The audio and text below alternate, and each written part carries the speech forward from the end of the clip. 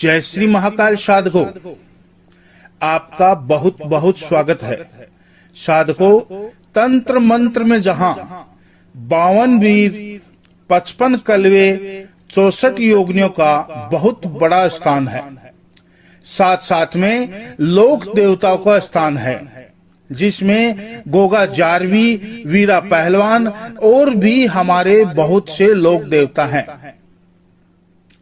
जिसमें चाहे बाबा नागरसेन हो, आगम खेड़े हो, आगम खेड़े की चौक चौराहे वाली माता हो, उसी प्रकार एक ऐसी तंत्र मंत्र की देवी है जिनको माता लूना चमारी के नाम से जाना जाता है, लूना जोगन के नाम से भी जाना जाता है।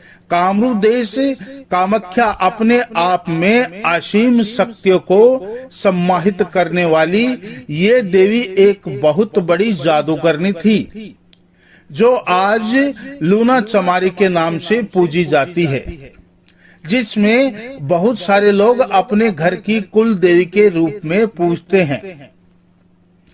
कुछ लोग अपने इष्ट देवी भी इन्हें मानते हैं। कहा जाता है लूना जोगन इसलिए कहा जाता है क्योंकि इनके जो गुरु थे वो इस्माइल जोगी थे।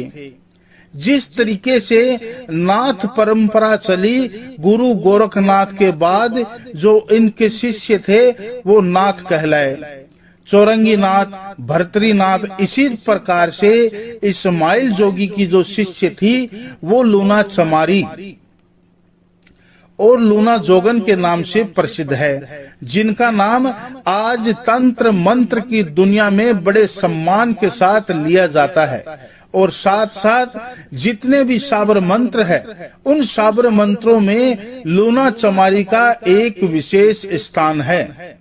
अगर लूना चमारी की आन किसी मंत्र में दे दी जाए, साबर मंत्र में, तो निश्चित रूप से उस देवता को वो कार्य करना पड़ता है, या फिर उस देवता को अपनी शक्ति का अंश वह प्रदान करना पड़ता है। यह बहुत बड़ी एक जादूगरनी थी। इन्हें हम तांत्रिक कह सकते हैं। जब इन्होंने बहुत सारी साधना की और साथ में गुरु गोरखनाथ जी को इन्होंने प्रसन्न किया था, गुरु गोरखनाथ जी से 56 कलवे इनको वरदान में प्राप्त किया था। माँ भगवती, माँ दुर्गा की साधना करके इन्होंने असीम शक्तियां प्राप्त की थी और गुरु इस्माइल जोगी ने इनसे बहुत सारी कलाएं, बहुत सारे मंत्र तंत्र की दीक्षा ली थी, जो इन्होंने ग्रहण की थी। और जब इनके पास 56 कलवे आ गए थे तो ये असीम शक्तियां इनके पास आ गई थी, तो वो बहुत सारे कार्य को करने में सक्षम हो गई थी। मैं आपको बता दूं, जब 56 कलवे, जैसे हम बोलते हैं गोगा जारवी जी के पास थे, मैं गोगा जारवी जी महाराज से 5 बावरियों की 56 कलवे में मिले, और जब उन 5 बावरियों को 56 कलवे प्रदान किए थे, तो अगर आपने उनकी कहानी पढ़ी हो तो जब उनके सर कट गए थे तब भी वो युद्ध में लड़ते रहे, और साथ साथ में वो जैसे ही पीर अस्तबली इनके स्थान पर जाकर अमर हो गए थे। 5 बावरियों के कई स्थान हैं जहाँ पे उनकी पूजा होती है, चाहे सफीदो धाम हो, चाहे मुद्दल खेड़े हो।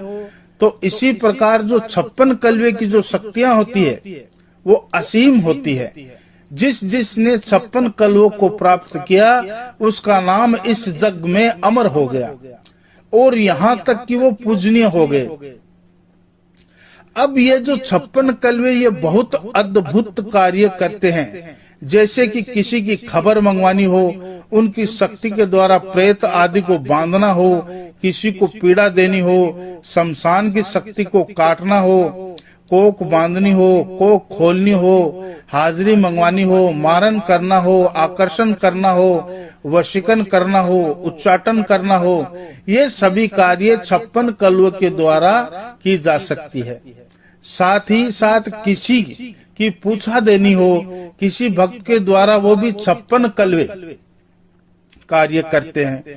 उस कार्य में 56 कलवे सिद्ध करते हैं। 56 कलवे के द्वारा किसी भी व्यक्ति की सालों पुरानी बातें वो भी भक्त के द्वारा खोली जा सकती है। अब जो लूना जोगन लूना चमारी है, उनकी जो साधना तामसिक और सात्विक दोनों तरीके से होती है। सात्विक में बेसन के लड्डू चलते हैं, बूंदी के लड्डू चलते हैं, छुआरे चलते हैं, 5 प्रकार की मिठाइयां चलती हैं, इलायची चलती है, लौंग चलती है। उसी में तामसिक साधना में इनकी शराब चलती है और साथ साथ में मुर्गे की बलि चढ़ाई जाती है। असल में जो शराब है वो जिन भी शक्तियों को 56 कलवे प्राप्त हुए हैं, जैसे कि 5 बावरियों को, ग्वाय राणा को, उन सभी को शराब चढ़ाई जाती है, यानी भोग लगाई जाती है। वो जो शराब है वो 56 कलवे का भोग होता है, जिनके द्वारा ये कार्य लेती है। और हर बड़ी शक्ति के साथ वो बहुत सारी शक्तियां चलती है, जो कुछ उनके नीचे कार्य करते हैं तो कुछ उनके साथ कार्य करते हैं।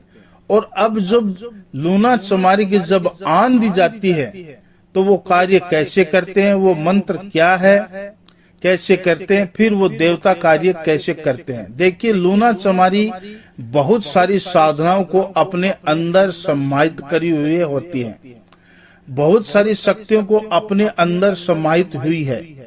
जब लूना चमारी की आन दी जाती है, उस देवता को लूना चमारी का मान रखने के लिए उस कार्य को सिद्ध करना पड़ता है, उस कार्य को फलीभूत करना पड़ता है। जब कोई कार्य किया जाता है तो अगर आप सोचेंगे कि आप किसी मंत्र को जब आप पढ़ें और आप लूना चमारी की आन दें और वो मंत्र सिद्ध हो जाए और फिर वो मंत्र कार्य करने लगे, तो जिन लोगों ने लूना चमारी की साधना की है, अगर वो लूना चमारी की आन देते हैं किसी और साधना को करने के लिए, तो वो साधना पूर्ण रूप से सफल होती है। या फिर लूना चमारी का किसी ने मंत्र सिद्ध कर रखा हो, लूना चमारी की आन देता है तो वो कार्य करता है, वो देवता कार्य करता है, वो मंत्र कार्य करता है। इनके साथ कई पीर, कई वीर, शमशान की शक्तियां, चौक चौराहे की शक्तियां, 5 बावरी भी, बहुत सारी शक्तियां हैं जो इनके साथ चलती है। अब मैं आपको बता देता हूँ इनकी साधना कैसे की जा सकती है, इनकी पूजा की विधि क्या है, वो सारा विधि विधान मैं आपको बता देता हूँ। ये मैंने आपको बता दिया है, ये किसी भी कार्य करने में सक्षम है। किसी की खबर मंगवानी हो या किसी को हाजिरी करनी हो, किसी के घर का बंधन करना हो, किसी का वशीकरण करना हो, ये हर कार्य को करने में माता लूना चमारी सक्षम है। ज्यादातर जो तांत्रिक लोग हैं वो माता लूना चमारी को सिद्ध करते हैं। ज्यादातर इनकी जो इच्छा होती है वो वशीकरण के रूप में सिद्ध करते हैं।